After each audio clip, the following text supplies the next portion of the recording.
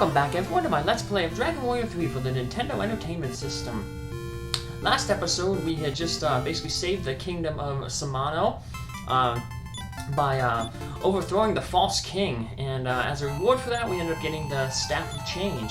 We'll be trading in that Staff of Change to the Wizard in Greenland this episode, but first we're going to use it to go to the Elf Village to buy 3 things.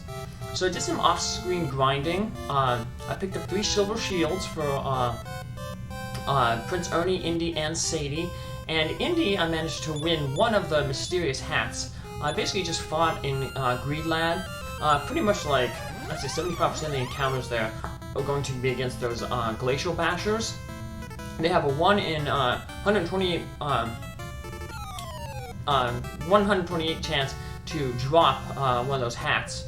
So it's not really good odds, you know, a little less than 1%, but when we're fighting for like over an hour and a half, I ended up getting one of them. So there's another enemy later on in the game, the Magiwyvern, that has a better drop percentage. It's 1 out of 64, so it's basically double the percentage, but we might farm it there later on, but 1 is good for now, so I mean, it ain't even necessary, but as you can see, you use the Staff of Change, and we can turn it into different things. Most of the time, you just turn into, like, NPC sprites. Well, you're always going to change to, like, an NPC sprite, but you can't really have control over what one you do. You just have to get, you know, lucky. So sometimes you turn into a monster, like we turn to this little boy right here. Here we have slimes. Most of the time, people know, but one person we can fool is the shop owner over here. So I'm just going to use the Staff of Change a whole bunch of times. It took me about 7 minutes to actually get the right thing. So I'm just going to off-screen all that, but eventually I use it and I turn into a bunch of dwarfs. And now that I'm no longer a human, I can fool this elf and I can buy a few things. I want to buy 2 Angel's Robes, one for Indy and one for Sadie. They're weaker in defense, and they don't have resistance to fire. The only reason I'm getting them is because they protect against the defeat spell, so it's really nice to be able to get them. It's kind of like Final Fantasy 1 though, where like we went to the ice cave in Final Fantasy 1, and there was all those enemies that had like instant death spells, but we couldn't buy anything to protect against instant death until after the ice cave. We got the floater to fly. Then we could fly to Gaia Town, buy pro rings, and then the ice cave became so easy. But unfortunately, we can't do that here, so we end up getting the instant death protection after we just fought a whole bunch of enemies that cast into death. So for the most part, I will be staying with the magic armor, because it has the 5 extra defense, and it gives protection against fire. But if I know I'm going to get into a battle with, you know, a mimic chest, I can just go into the equip menu real quick, equip those angel robes, and then that way, right now, Prince Ernie, he has the Stone of Life that will protect him from one successful attack, and Indian Sadie will have protection from defeat spell for those battles. I also bought 1 more Wizard's Ring. We'll pick up other Wizard's Rings later on in the game, so 1 will be good for just for now. So now we're head to Greenland here. Like I said, this is where I basically did all my farming. Like I said, about most of the enemies, like I said, I encountered, you know, were those Glacial Bashers. Occasionally I'd run into these, like, goat enemies, and then I only ran into, like, 1 dragon enemy, so it was a really rare encounter.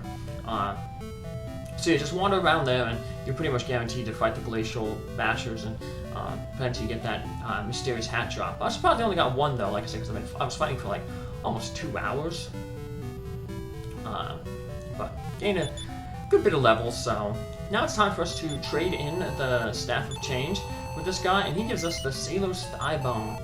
Once we get the Sailor's Thigh Bone, and then I'll make the Phantom Ship appear on the screen. It's always going to appear initially in the area around Romilly. So basically, we're just going to end up warping to Romilly at the end of this episode, and we'll search for the Phantom Ship next episode. But yeah, the ship won't appear until we get that Sailor's Thigh Bone. So even though, like, if I say made a save state here, found out exactly where the Phantom ship was, you know, reloaded the save state, and then went to that location, the Phantom ship wouldn't be there, so. But luckily, like I said, it's right near the town of Romilly, and Romilly's a place where we can save, so it's a good place to basically end the episode.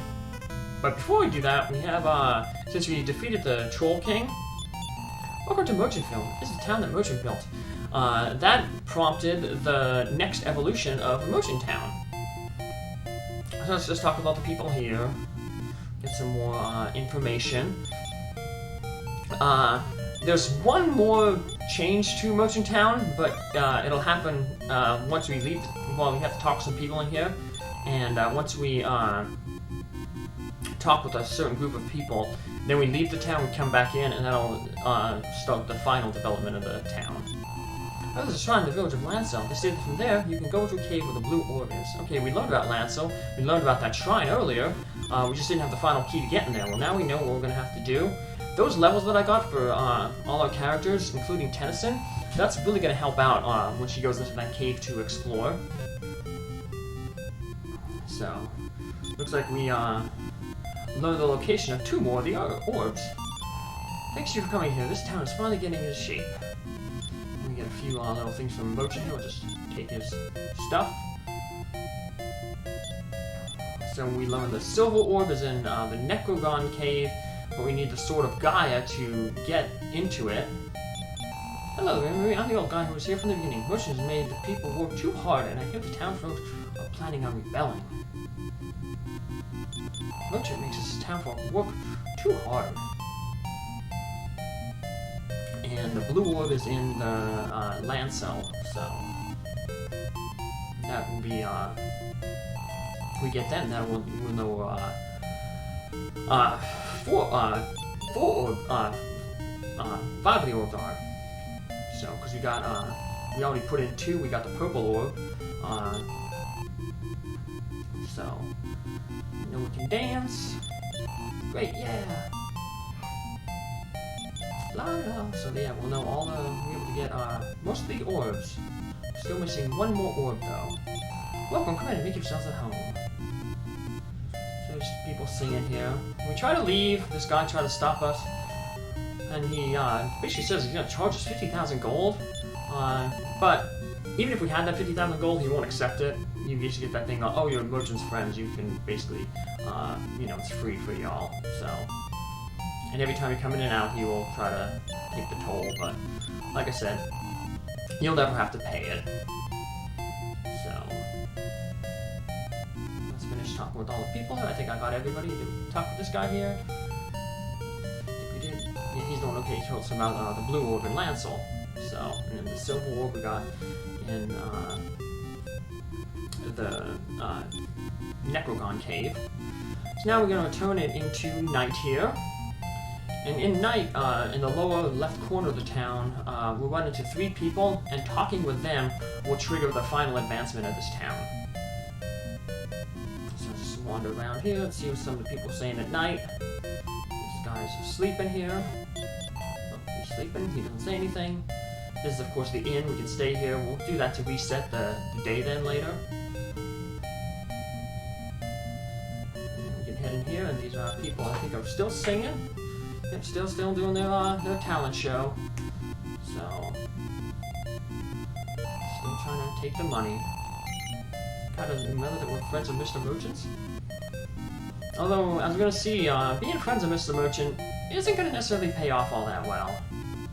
So you want to talk with these, like, 3 guys who are kind of gathering back here behind the jail. Merchant's way of doing things is unbearable. Looks like we'll have to start a revolution. Don't spread the story around. Okay. Well, somebody got wind of the story. The old man who started the village of Merchant. I need to meet Merchant and tell him what the townfolk's saying. Please let me pass. Merchant's gone to bed. Go home. But this guy won't let us pass. So we won't be able to inform Merchant about what's going on. And that is going to trigger the next development of the town. All you have to do is leave the town, and then come back in, and the development has changed. You see this new guard here is now. This is the town of Merchantville, but it's not just Merchant's town anymore. And you see there's a new guy sitting in the bed up there. yeah, once you talk with those 3 individuals, step back, just leave the town, step back in, and it'll final change. And it's no change in terms of, you know, buildings or anything like that. It's just like where people are, and it just sequences some new dialogue. Seems I remember a man coming into town selling a yellow orb. So that would be the last orb that we need to get. We got the green, the red, we have the purple. And we got the yellow, blue, and silver yet. You've closed for the evening. Please come back tomorrow morning. And now those guys ain't conspiring anymore, but the merchant is in jail. This is a jail. And we can open the jail up for merchant, but he won't let us out. Now, if somebody is following my playthrough on YouTube, hey there, Prince Ernie, it's me, Merchant. I was just doing this for the sake of the townsfolk, and now it's come to this. And I almost forgot, please look behind the chair in my house. That's all how Prince Ernie's conduct is basically a blessed journey. Basically, he's playing a remake of the game, and apparently in the remake you can get the merchant back later on. So now if we check right behind Merchant's chair there, we find the yellow orb. He hid the yellow orb back there, so hey, we got our 4th orb. So obviously we want to turn that in eventually then to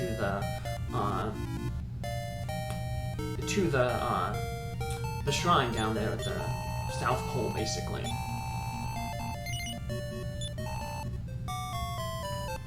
So let's turn it into daytime. That way we can see, you know, if there's any change around here. See what new people have to say. Rumor has it that silver orbs in the shrine of Necrogon. Okay, we need the Sword of Gaia to get there. And these guys still say the same thing. Oh, the guy who actually was talking, he's actually doing his playthrough of the Dragon Quest III is Mega Man NG. So I'm subscribed to his channel as well, so you can probably link from it right on my page. Just look at my subscriptions. So, and now it's just the kids are singing now. We will fly beyond the sky. Well, flying is going to play an important part in the game much later on. That is the reason why we're gathering the orb spoilers. Seems I remember man came to town selling the yellow orb. Well, we got it. And Merchant is still hanging out in the jail, even though we opened the jail and let it open for him, so... I guess if he did try to get out, like the guard was right there to stop him. But he didn't move at all. Thinking back now, it seems better at Merchant's time. See, I guess, you know, the grass is always greener on the other side. They complain about Merchant now, they wish he was back in charge. Finally, a revolution occurred and they threw Merchant in jail. Too bad, like I said, they won't let us take him back. New guard up here. I'm a soldier of this town. My advice to strangers is to get out while the getting's good. It's a lie, isn't it, that you and Merchant used to be friends? It must be. Well, no, it wasn't. He wasn't a friend for very long, though. And I just want to see if there's anything happened changed at night. Nothing happens, it changed at night, so... I just wanted to check it out real quick. So just do a quick jump in here. But we'll notice that everything's the same as it was the first night we came back here when the challenge changed. This guy's still blocking off the talent show of the theater. So that finishes up all we have to do here in Merchantville. We never have to come back here anymore.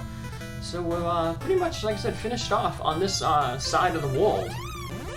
So now as we're going back over to the western side of the world, like I said, we got that Sailor's Thigh Bone, and that'll allow us to find the Phantom Ship. So we just select that in our inventory, and it's going to basically point us very close to where we are. Like the ship is always going to appear near Romilly, so 16 south and 7 to the east. So yeah, Sailor's Thigh Bone is kind of like Gwaylin's Love from Dragon Warrior 1. It's kind of like a compass. So we just, like I said, warped here because the ship is always going to appear in this area. So might as well, as soon as you're able to, warp back here, and then you can find the ship really, really easily. So limits how much you have to do your searching, so yeah, we'll just make our save here, and then next episode we will just hop on out into our boat and go find that phantom ship. Maybe that's where we can find Errol at, and maybe get something from him to allow us to get past that channel that Olivia's blocking.